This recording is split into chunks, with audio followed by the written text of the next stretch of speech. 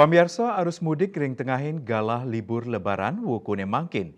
Ketarkayang wenten penincapan. Punika mawinan Dinas Perhubungan Kota Denpasar kesarengin instansi sanemo paiketan sampun metaki-taki nyagayang posko terpadu.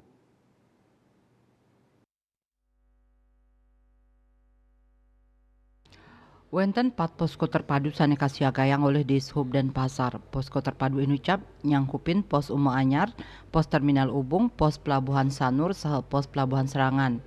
Jaya negara mausang posko inucap kasiagayang selami kali wuku ngawit pitung rahina sadurung lebaran kantos pitung rahina ri sampun lebaran. Asapun ketaler Kepala Dinas Perhubungan Kota Denpasar Iketut Sriawan mausang ring rahina kata dunang satak 6 diri petugas antuk kali sip suang-suang sip kasiagayang 103 diri personel.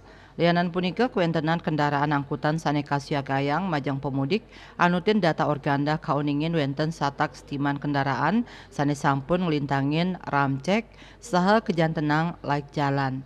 Baik ketandani taler ngemargiang sidak ke pulbus sane wenten ring Denpasar untuk nureksain SOP keberangkatan. Pengendalian angkutan barang non kebutuhan pokok taler kemargiang 4 rahina sadurung miwah 4 rahina ri sampun pemargi lebaran.